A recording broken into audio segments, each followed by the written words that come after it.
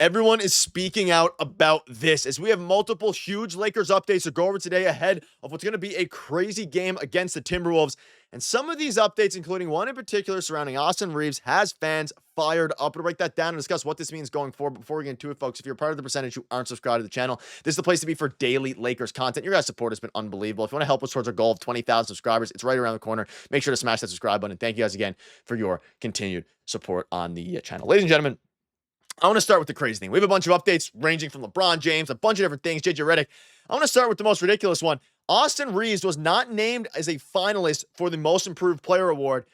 Cade Cunningham, Dyson Daniels, and Ivica Zubac are ahead of him. Ladies and gentlemen, this is an interesting play, I guess, by the voters and all these different things. It makes no sense to me that Austin Reaves was not named one of the finalists. However, we've kind of learned to take these with a massive grain of salt, right? And Austin Reaves has turned into one of the best players, I guess about one of the best role players in the NBA, just a fantastic player from top to bottom. He's now averaging 20 points a game, up from his 15 points a game. You think about a few years ago. And the Most Improved Player Award has really quickly become a completely, lost cause in the NBA, right?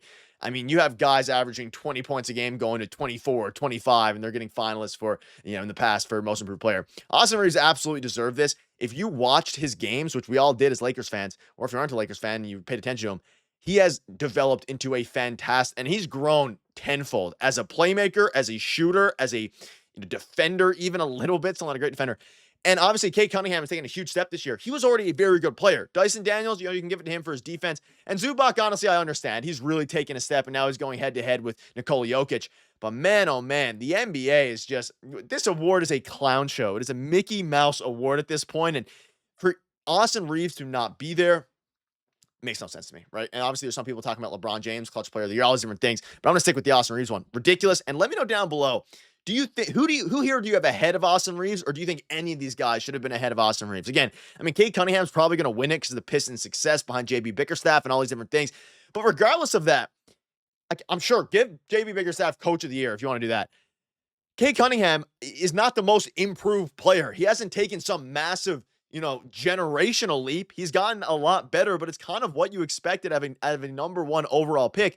Whereas Austin Reaves, he's taken a huge step as it pertains to scoring, passing, winning, and figuring out how to go from the primary ball handler to the secondary ball handler to the the third ball handler after the Luka Doncic trade. It just blows my mind. Everyone's speaking out about it. I want to get what your guys' thoughts are because it is not only absurd, it is a little bit ridiculous. And is it frustrating? No, because it doesn't matter really. Like the actual, what matters is the playoffs right now, not a stupid award. People are talking about it, and it's very frustrating nonetheless. But let's dive into a couple more things here today. Now, we have a ton of different updates to go over, and I want to start with this from Trevor Lane, talking about the game against the Timberwolves, because this gives a game one this gives a very good game one. That is a very a good picture of what happened in case you missed the game, but it flows well into some of the quotes I want to dive into in a minute here. The ball did stick too much for the Lakers. They threw over 30 passes in game one.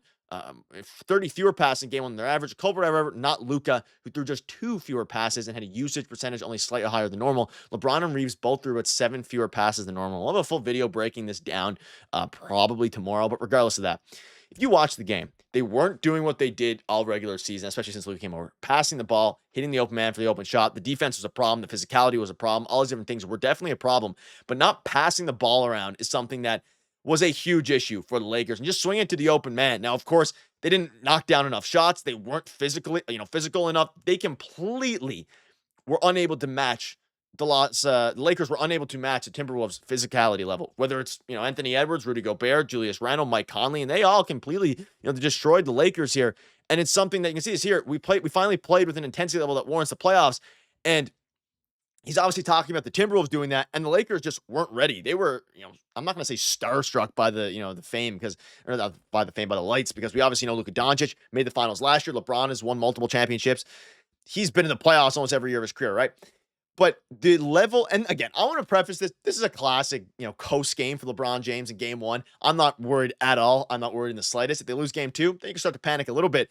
But it was a clear message that the Timberwolves sent. We're going to be aggressive. We're going to be physical. We're not going to let you be comfortable. You put McDaniels on, of course, Luka Doncic. You put Julius Randle on LeBron. They shook him up a little bit. And JJ Redick, the Lakers weren't prepared. And that is on JJ Redick. It's on the players. And they need to be able to be prepared in order to win this series. It's not going to be a catwalk. We're seeing, crazy games across the NBA.